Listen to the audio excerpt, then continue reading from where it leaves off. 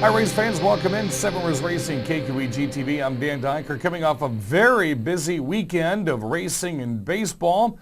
Of course, with the Tundra Superman late model series, the trucks, the vintage cars, and the Sportsmen at the Crosse Speedway Friday night. Saturday, we had what a turnout and fantastic weather for the annual Smashorama. We had over 4,000 plus fans, which to me had to have been one of the higher amounts we've had over the years at Crosse Speedway for Smashorama. Then, of course, did some loggers on Sunday, and then the week just continues as we get ready for the other half of the season at the Crosse Speedway. Of course, a lot of points battles are still going at it, and you can always find that at lacrossespeedway.com.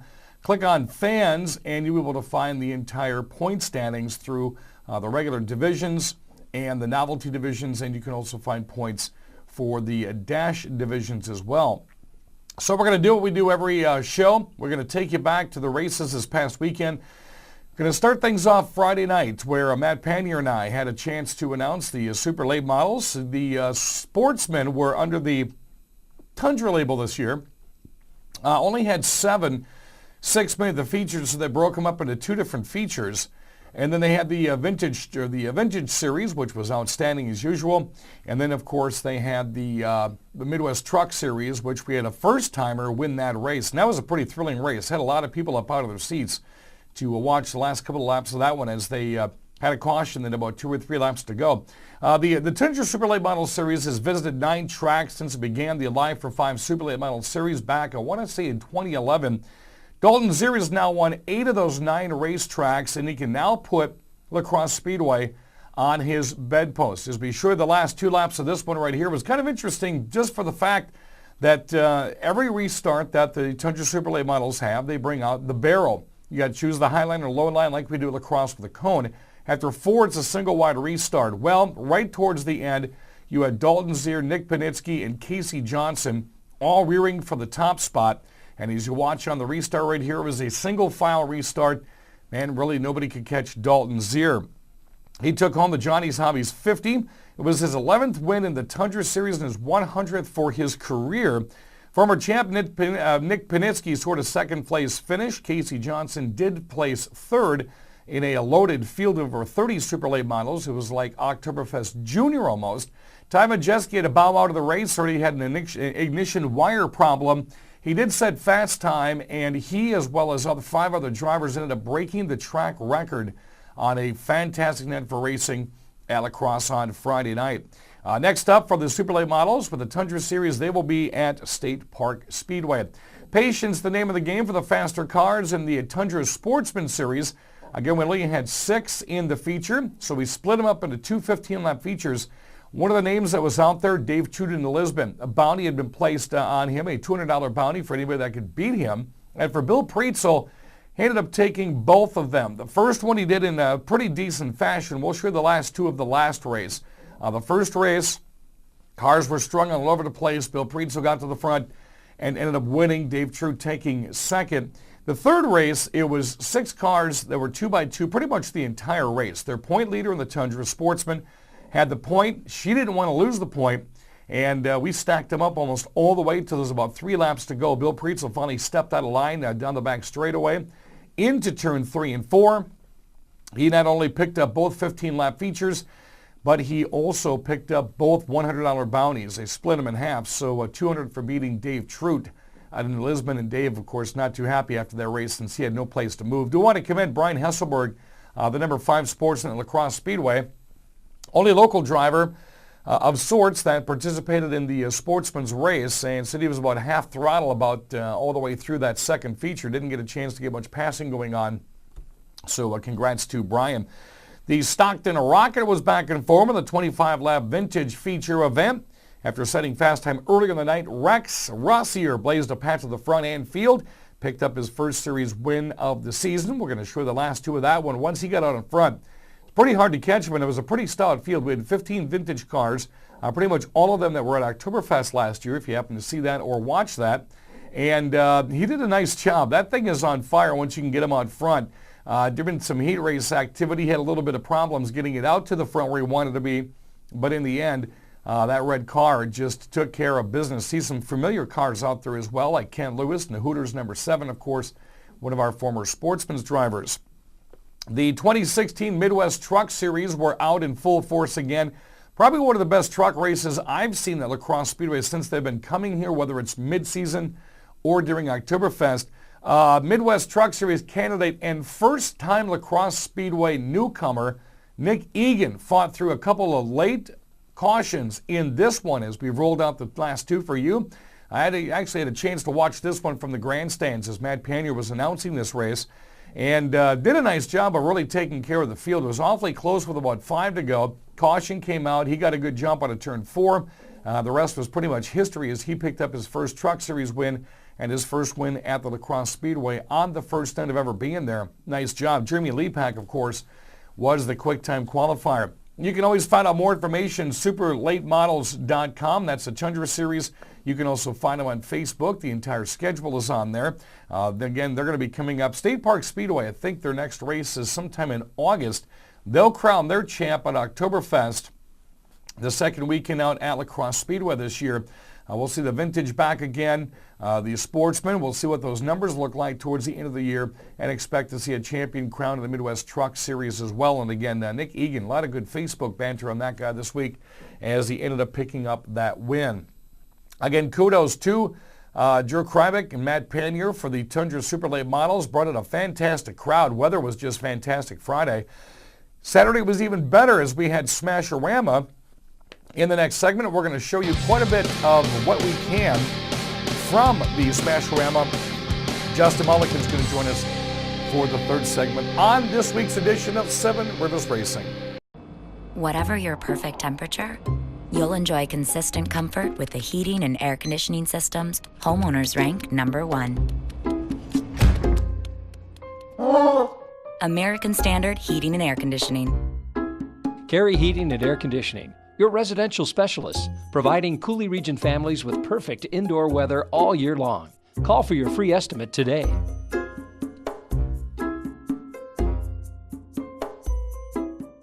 The next time you visit the west coast of Wisconsin, there's a hotel in La Crosse you need to check into. Here's General Manager Roxanne North. We want to treat every guest with the best that we have to offer, and that starts with the front desk all the way through the housekeeping department. My general philosophy in life is I treat my staff the way I want to be treated, and I pass that on that we treat our guests that way. For reservations, visit the website, settlein.com. People come here, we want them to feel like family. Have you tried the great lunch buffet at Pizza Hut? Monday through Friday, 11 a.m. to 1:30, Pizza Hut in La Crosse and Winona offers you an all-you-can-eat lunch buffet for just $5.99. All the salad, pasta, breadsticks, and of course, delicious piping hot pizza you can eat. How about dinner? Try the Triple Treat Box from Pizza Hut. 2 medium, 1-topping pizzas, an order of breadsticks, and a Hershey's chocolate chip cookie, just $19.99. Pizza Hut in La Crosse and Winona. Call for delivery or order online. Pizza Hut. Hi, Ray fans. Welcome back to Seven Rivers Racing, KQEG TV. I'm Dan Dyker. Before we get into Smashorama, I did want to throw this out there and ask for your vote. I found out this week, just kind of out of the blue, that I'm in the running for the best sports anchor of La Crosse County. Believe it or not, go to explorelacrosse.com/best of, and then you're going to ask to put your name and your email in. There's 190 categories, I think. Go ahead and vote for all of them because you've got favorites for La Crosse County. We want you to be able to vote for everything. Under category 182, best sports anchor, I made the top 5, and your vote would be greatly appreciated. That goes till July 31st. Winners announced on September 1st. Thank you, by the way. Smashorama, what a crowd we had. I had them at over 4,000 plus because I based on what an Oktoberfest Saturday crowd looks like or a Sunday crowd. Great weather, great activity, fantastic fans, and one of the biggest fireworks shows, as we promised, at the La Crosse Fairgrounds Speedway. We're going to show you just back-to-back video. This whole segment is going to be nothing but video right here. First off, Doug Rose. He comes out of Florida.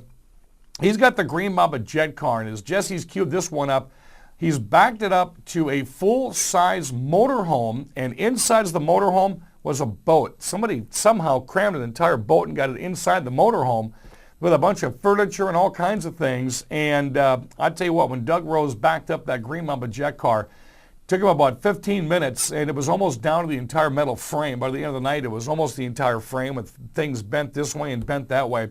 That was just one of the most phenomenal things I've seen him do at La Crosse Speedway the years I've done Smashorama. That was simply outstanding. The monster trucks came out. It was kind of interesting because Power Surge, driven by Ben Ochin from Campbell Hill, Illinois, this was his first monster truck show ever. He had never performed anywhere else. His first show was La Crosse Speedway for Smashorama. And if you saw some of the video and the still pictures that I've seen so far, I've never seen someone jump over a pile of 4 cars and get as much air and distance as this guy did. He topped his competitor Ryan Rice, who was in the incinerator. Well, Ryan ended up braking and couldn't come back out, but we've seen him at La Crosse before. And some of the video and some of the still pictures I saw, I mean, this guy, just standing on the track, was outstanding. He came out and just thrilled the crowd 2 different times. And I think would have got the fan vote. I mean, Ryan Rice has won the fan vote in the past, but knowing he's a newcomer, first time ever doing this, the fans kind of side with that kind of a thing. And he did a great job, of course. Ben Ochin out of Campbell Hill, Illinois. Ryan Rice out of Lafayette, Illinois. We appreciated both of them being up for Smashorama. Hopefully they're going to be back for the Trailer Race of Destruction coming up in September at La Crosse. The Hornets did race at a big points race. Brandon Lemoyne started this one off about midway through the field. We had about 24 cars in this race, and by the end, as we're going to show the last 2, it was a dogfight. John Reckless Clausen, the K9, was doing what he could to try to keep the top spot. Not too many cautions in this one. A lot of spinning around, a couple of stalled cars, as you would expect, but Brandon Lemoyne found some clearing to the inside of turn 4, down the front straight, and in around and gone. He was taking John Clausen with him almost the entire time. In the end, Brandon Lemoyne wins the Hornet feature on Saturday night during Smashorama. Clausen did take second. Lemoyne still has the points lead. I think that may be one of the longest times we've seen someone hold a points lead at La Crosse in many, many years, because it usually flip-flops because you have so many different drivers 1 or 2 points away from each other. Kind of a side note, Brandon Lemoyne also won the driver fan egg toss earlier in the night, and these folks, I would say about 30 yards was the distance, maybe 35, as they were doing a nice job. 24 drivers, 24 fans, and it came down to Lemoyne winning the egg toss. So he kind of won 2 features on Saturday night. Second across the line race, Charles Vian Jr. beat out Jay Slapper Rains. This was a good one here, as he had about 7 cars. They were hauling the mail coming out of turn 4. Everybody on the brakes. Charles Vian Jr. was the second over the line as he pushes his wife, Kayla Steinoff, over the line first, and he'll chalk up that win. Taylor Dobbs competed in the rollover contest and the pool jump. Rollover competition, Taylor Dobbs wins this because we really couldn't get much activity. One car, the gears had stuck, so you couldn't get it into gear, so you couldn't get it running. Pastor Scott Burrow ended up shattering his humerus on his first attempt, and that wasn't pretty, and prayers are going out to Scott. I hope he mends well, because that hurts even talking about that. Then you had Taylor Dobbs. He was the last one to survive, and he wins. Flagpole race went to Robert Stanfield. He was the winner there. Jared Novak did the T-bone jump, did a great job of launching a car into the front end of a Cadillac, and that pretty much got things started for the smashing and the good-sized crowd we had. That you knew what kind of a mood they were in. They wanted to see a whole lot more of this. He also was in the, well, when you look at the Taylor Dobbs and the pool jump again, Taylor Dobbs did this in a car and a boat, and I thought he would get the car over the pool, but the boat kind of weighed him down. But the crowd liked that as well. Pretty much anything we smashed, the crowd was liking. So again, I want to congratulate all of our winners for Smashorama, all the great crowd we had. Again, that was one of the biggest I've seen in Smashorama in quite a while. It was good family entertainment fun. The program went a tad bit long, but it was good. Everybody stayed. They had a lot of fun. And the fireworks show was simply outstanding. The best I have seen in the 10 years I've been associated with the La Crosse Fairgrounds Speedway. So kudos for those guys that came out of Oregon, Wisconsin. Next up, Friday night, July 8th, is Premier Powder Coating Street Drags.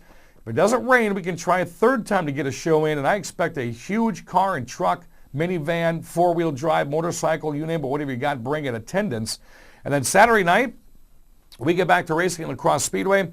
It's going to be late model Sportsmen, Thunder Stocks, Street Stocks, and minivans. You got a minivan? Doesn't have to be race ready. Bring it out and get it on the action track quarter mile. And it's 2 adult admissions for the price of 1 with a coupon. You can find those coupons throughout the La Crosse region. Go to lacrossespeedway.com. They'll let you know where the locations are. But it's 2-for-1 buddy night this coming Saturday night. For more information on La Crosse Speedway, it's lacrossespeedway.com. If you're on Twitter, it's at LAX Speedway. Good handle to know, because we give away stuff during the races with our green flag selfie cam, and you can just send those pictures during the race to that handle, and you can also find them on Facebook. All right, coming up next, we're going to talk with Justin Mullikin, Sportsman driver, having one of his best seasons at the Crosse Speedway. That's coming up next on KQEG TV. Have you tried the great lunch buffet at Pizza Hut? Monday through Friday, 11 a.m. to 1:30, Pizza Hut in La Crosse and Winona offers you an all-you-can-eat lunch buffet for just $5.99. All the salad, pasta, breadsticks, and of course, delicious piping hot pizza you can eat. How about dinner? Try the triple treat box from Pizza Hut. 2 medium one-topping pizzas, an order of breadsticks, and a Hershey's chocolate chip cookie, just $19.99. Pizza Hut in La Crosse and Winona. Call for delivery or order online. Pizza Hut. The next time you visit the west coast of Wisconsin, there's a hotel in La Crosse you need to check into. Here's General Manager Roxanne North. We want to treat every guest with the best that we have to offer, and that starts with the front desk all the way through the housekeeping department. My general philosophy in life is I treat my staff the way I want to be treated, and I pass that on that we treat our guests that way. For reservations, visit the website, settlein.com. People come here, we want them to feel like family. Whatever your perfect temperature, you'll enjoy consistent comfort with the heating and air conditioning systems homeowners rank #1. American Standard Heating and Air Conditioning. Carey Heating and Air Conditioning, your residential specialists, providing Coulee Region families with perfect indoor weather all year long. Call for your free estimate today.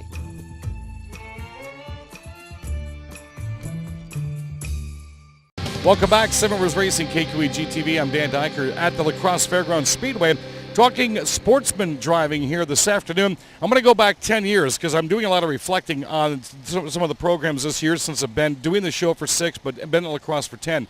The first year I was here, my first guest was running what I would call an oddity, like Billy Martin's Matador. He was running the number, it was a yellow number 11, and I want to say it was a Chevelle. And I thought, wow, they actually run those cars here. At the same time, the heavy Chevy was brought out by Greg Scheck. I thought this is what La Crosse runs. Well, of course, through the years, you've seen some different style cars, like what the Shermerhorns have brought out and the Gilsters have brought out. Justin Mullikin is going to join me on the program. Thanks for joining us. Thank you for having me. Interesting phase that you've gone through, because you've been here for quite some time racing. You've kind of gone like Billy Martin has. If you find something old school, you want to get in here. But this year's been a totally different story. Yep. This year, going back to pretty much the same thing as everybody else. This year, let's talk about this year right off the back. So I want to make mention of this, and we'll kind of go back some years. This has got to be the strongest year I have ever seen you run here at the Speedway. What's going on with Mullikin Racing? Nothing compared to last year. I spent the least amount of money this year that I've ever spent to get ready for the year. I think I care less this year. But you're faster, you're finishing higher. You had probably one of the best sportsman races 2 weeks ago, holding off Bachman and Clements that I've ever seen. Yep, it was pretty good. What's doing it? I'm not asking for secrets, but there's got to be something there. I think it's because I really care less about how the night goes. So I'm just here to have fun, and if something happens, something happens. So when you look at the points, you don't even look at the points. There are no points to you. You just want to go on here and race. Yep, I look at them, but I don't really care about them. It doesn't matter till the end of the year, so why worry about it? Let's go back 10 years. You had that yellow number 11 Chevelle. Very interesting car for me to first come out here and see. Yep, it was Todd Korish's old Sportsman car that he won the championship with years ago. Now, was that the same one that Jack, his last name drops me, was out here in about 3 or 4 years ago? Mike Thompson put it together for his kid, and he actually originally built the car. So they bought it back and kind of restored it to the way it was when they ran it. You've been here longer than I have. Does it ever surprise you that once you see a race car, it disappears from the track, and many years later, all of a sudden, it makes its way back out here? And it's not just one. There's a lot of different stories behind a lot of these cars. Yeah, it does sometimes. There's still a couple of cars floating around here that were racing when I was a small child, so they always make their way back eventually. You ever kind of reflect back when you watch them on the track and go, man, I'm getting some flashbacks of being a kid out here watching that car? Yep, definitely. Or seeing cars and remembering working on them 15 years ago. It's pretty cool. You and Billy Martin have gotten into a great relationship. You guys used to pit next to each other on the other side of the track. This year you guys are pitting next to each other. What is it, the bond that the two of you have, both friendship-wise and racer competition competitor-wise? I think it's because both of us don't really fit in with the type of people that are typically here. So we're kind of the two oddballs that are here to have fun and not care about it too much. But it's funny because if you take the typical race fan of the grandstands that doesn't know, they're thinking, man, Mullikin has got his program together because he's actually quick and he's strong and he's running a good race, but they don't know the inside. Nope, they don't know the inside, that we're just here to have fun, and we work at it hard over the winter and try new stuff, and sometimes it works, and this year it's working. Now, what about, you got Jeff Thompson next to you on this side. What about that guy? That's actually Mark Thompson, and we've been friends with him for a couple of years. He's a good guy. We're going to get him on the show next, so we got to rib him now before he gets a chance to get on the microphone. Talk about this Sportsman's class this year. Sam Niles, rookie, very strong. Jason Stark, rookie, very strong. Mandy Eckelberg getting things together, likes to be a little bit quicker. Talk about this class, which has had some solid numbers over the years. Yep, I would say we're doing pretty good this year. No real complaints with anyone. Everyone's doing what they need to do. People that have been here for a while are really starting to get their program together, so I'd say everything's going good. Rules packages. I know several years ago the tires had changed. The rules packages had changed to even bring some Elko guys over here, which we're going to see a whole bunch more this year. And then another rules package change a couple of weeks ago. Are you liking where this is going? I would say I'm liking it because I'm the guy on the board that's fighting for it. So I have a little bit of a vested interest in it. But I guess you would have to ask everyone else if they're liking it.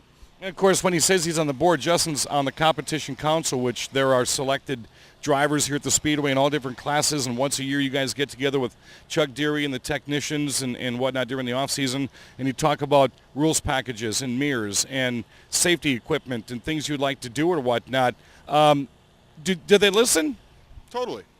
If you've got a good idea, there's no reason why we can't bounce it off of them, and they like it, then we do it. A lot of racetracks don't do that, though, and I found that out through the years of race announcing. A lot of tracks don't do that. You've got the guys down in their office, what they say goes, and it's ruined some tracks. It's ruining some programs as we speak right now, but I've never really seen that here. Yep, and that's just one of the many great things about this track. If you are down here and you have built up a reputation with the people that you race with and you get voted on, then you can make change at this place. Everyone has a voice here. And when you talk about the reputation here, of course, you've had a stellar reputation. You're not one to, okay, this happened on the track, so we're going to keep it on the track. We're going to take it down to the pits. You don't go to social media. I mean, you're one of those that kind of flies under the radar, and I know you like doing that. Yep. No reason to act like a fool and have everyone see what you're really like. Justin Mullikin, we're going to talk about your sponsors here as we kind of pat away. Different body style he's had over the years, and I really like this one. This one I think is close to what he had last year as we take a good shot, and our cameraman Rick's going to get inside the car as well. Justin, as we close here, let's talk about some of the sponsors you have this year. You don't have 1,000 like some drivers do, but you're still getting it done. Talk about who you'd like to thank. I'd like to thank Architectural Metal Specialists, Dee and Paul Euler, CA Tuned, and that's pretty much all I got on the car. I do everything myself as far as building motors, transmissions, cars, everything. So now you better mention custom design, or Stephanie Johnson's going to be texting you when she sees this. She will be attacking me with the baseball bat. We cannot forget about her. They've been with me for a long time, actually. Justin's one of the quiet good guys here at the racetrack, and I like to say good guys. I've gotten to really know him over the years, talked to him before and after. We even talked to him at different racetracks when we get a chance to.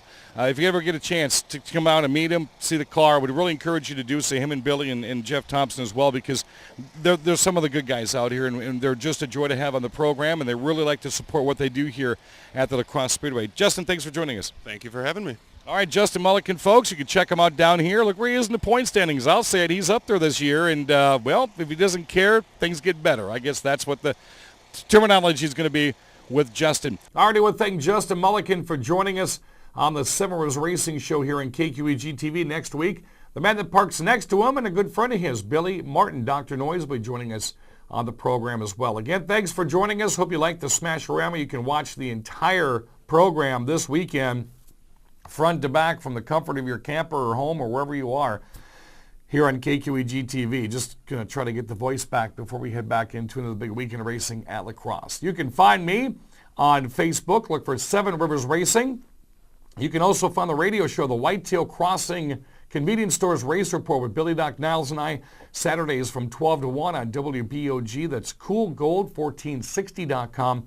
And again, explorelacrosse.com /best of. If you like what you see over the past couple years, Go to 182 and vote for me as the best sports anchor. That'll do it for the program this week. We'll see you more with racing action in Western Wisconsin on KQEG TV.